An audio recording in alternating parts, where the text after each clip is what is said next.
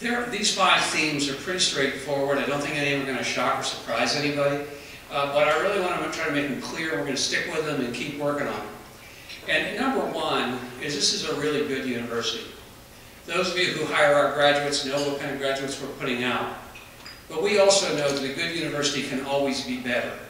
It's really hard to take a bad university and make it good. But it's pretty easy to take a good university and make it great. And this is a really good university that can be great. And so we're going to focus a lot of time and effort and attention on continuing to build the quality of the core academic programs of the university and ensuring that all of our graduates increasingly are capable, can write, read, and reason at a level you expect, know their subject matter, also know how to be citizens of the world, know how to work in diverse groups, and know what it means, in this case, to be part of a thriving business. And we think quality has to define anything that we do. I worked for 5 years with Erskine Bowles. He was my boss. And when I was with the UNC system, and he was the system head. And there's something that he said that really, he said it over and over again to a point where I felt like I could chant it, but he's really right. Access without quality is no bargain for anyone. And so the fundamental has to be quality, quality, quality. We're going to continue to raise standards. So that's number 1. Number 2 is enrollment. The university, quite honestly, is under-enrolled. Typical universities in our mission class have between 5,000 and 10,000 students more than we have. And we can fix that. We can make that happen. We can grow this university. It means growing in all kinds of ways. It means growing graduate students. It means growing traditional students. But it also means adult learners, weekend learners, distance learners, others that we have not paid quite as much attention to, that will allow us to continue to build the quality of the institution, but also increase the number of college graduates with high-level, high-quality degrees that are coming out. Current estimates are that the state of Kansas will need something like 300,000 more people with post-secondary education over the next 8 years, and we want to be a big part of creating those baccalaureate, master's, and doctoral qualified people to come in and work and make a difference in the state of Kansas. We think that's a key role, so enrollment. Third is research. We are this metropolitan region's research university. You can go elsewhere, but we're the ones who are producing the new knowledge. We're the ones who are churning that information into our classes and getting that information out to our students before it ever hits the journals, before anyone else can ever see it. And so the bottom line is that research is key to the future. It's key to the future of the economy. And there's a lot of national evidence. It says those states that are serious about research and support their research universities are the ones that are going to continue moving ahead. And those that choose not to are going to fall behind. It's just a reality.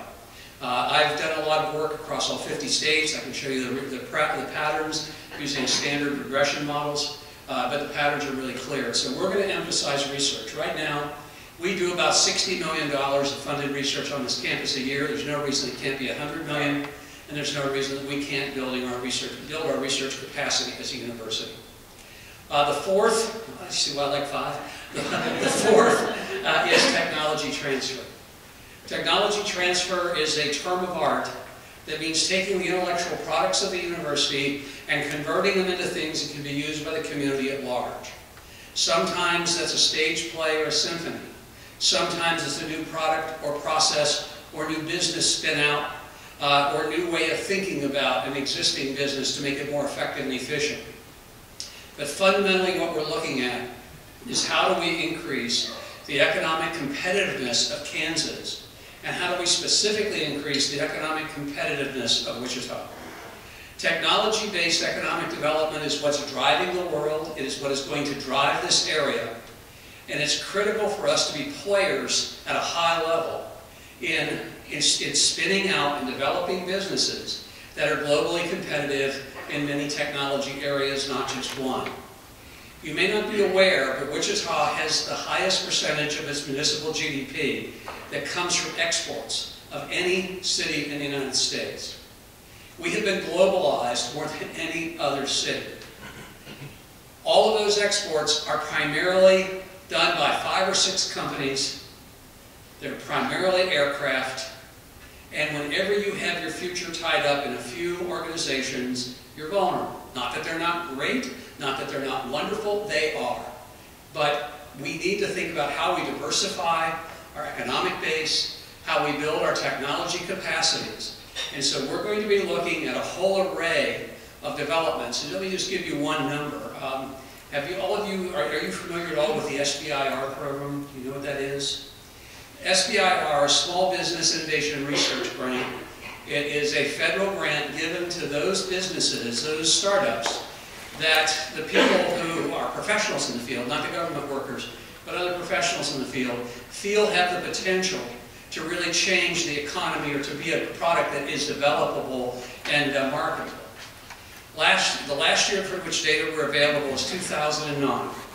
Kansas had 14 SBIR grants across the entire state, 14.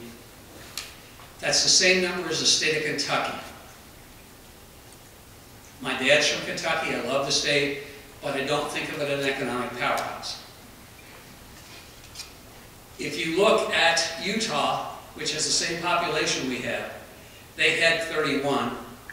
And if you look at New Mexico, which has about 800,000 people fewer than we have, they had 71. California had over 800, Massachusetts had over 500.